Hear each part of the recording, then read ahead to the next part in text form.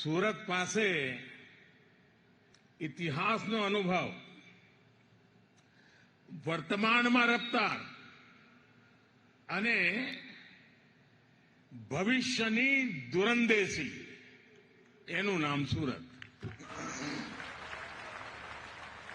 અને અમારું સુરત એવું કે કામમાં લોચો મારે નહીં અને ખાવામાં લોચો છોડે નહીં.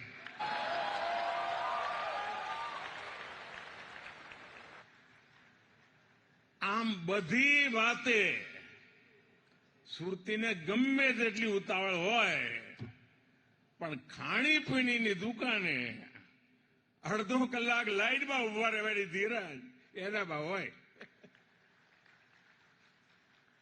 વરસાદ જોધમાર પડ્યો હોય ને ઢીચણ સુધી પાણી હોય, પણ ભજીયાની લારીએ જવાડું એટલે જવાડું.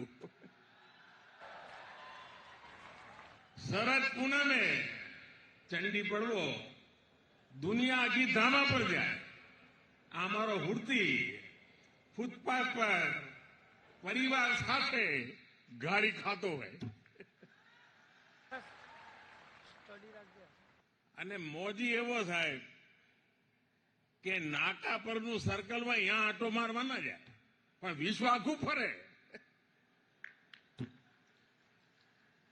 મને યાદ છે 40-45 વર્ષ પહેલા સૌરાષ્ટ્રના ભાઈઓ સુરત તરફ વળ્યા તો મારા સૌરાષ્ટ્રના જૂના મિત્રોને હું પૂછું કે હવે તમે સૌરાષ્ટ્ર છોડીને સુરત આવ્યા છો તો કેવું લાગે? કે અમારા સુરતમાં અને અમારા કાઠિયાવાડમાં ભારે અંતર. આ 40-45 વર્ષ પહેલાની વાત કરું તો શું? તો કે અમારે ત્યાં કાઠિયાવાડમાં જો હામે મોટરસાયકલ ટકરાઈ ગઈ તો કે તલવાર ઉકાળવાની વાત થાય, પણ કે જો સુરતમાં મોટરસાયકલ ટકરાણી હોય એટલે તરત બોલો કે જોની ભાઈ તારી બી ભૂલ છે ને મારી બી ભૂલ છે, હાલ ને હવે કે આટલો ફરક છે.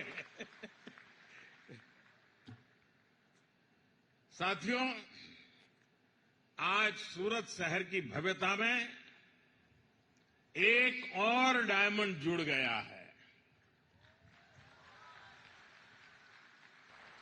और डायमंड भी छोटा मोटा नहीं है, बल्कि ये तो दुनिया में सर्वश्रेष्ठ है.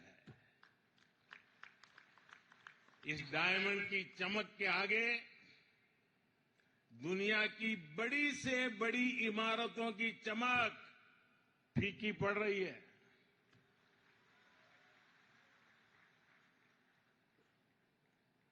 और अभी वल्लभ भाई, लालजी भाई पूरी नम्रता के साथ अपनी बात बता रहे थे और शायद इतने बड़े मिशन की सफलता के पीछे उनकी ये नम्रता, सबको साथ लेने का स्वभाव, इसके लिए जितनी बधाई मैं इस टीम को दूं उतनी कम है.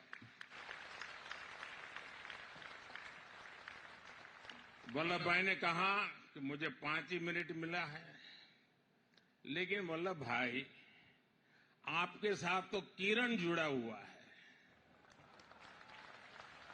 और किरण में पूरे सूर्य को समझने का सामर्थ्य होता है और इसलिए आपके लिए 5 मिनट एक बहुत बड़ी शक्ति का परिचय बन जाती है.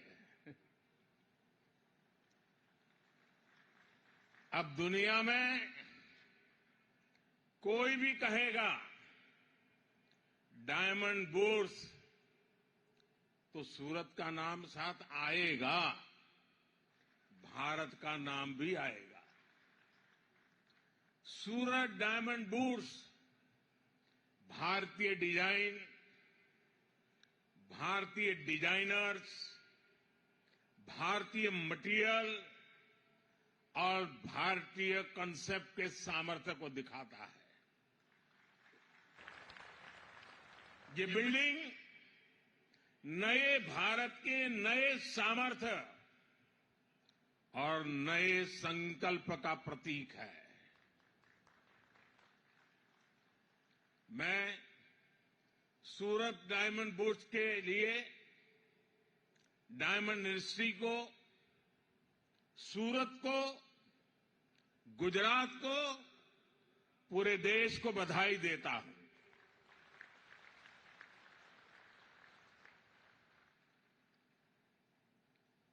मुझे कुछ हिस्सा देखने का अवसर मिला, क्योंकि मैं नहीं चाहता था कि आप लोगों को ज्यादा इंतजार करना पड़े।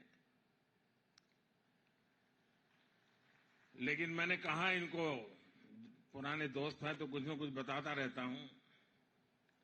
मैंने कहा कि आप जो एनवायरनमेंट की दुनिया के वकील है,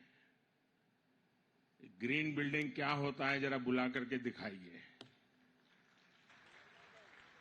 दूसरा मैंने कहा, पूरे देश से आर्किटेक्चर और स्ट्रक्चरल इंजीनियर के जो स्टूडेंट्स हैं उनको कहिए कि आप आइए और स्टडी कीजिए कि बिल्डिंग की रचना आधुनिक रूप में कैसे होती है।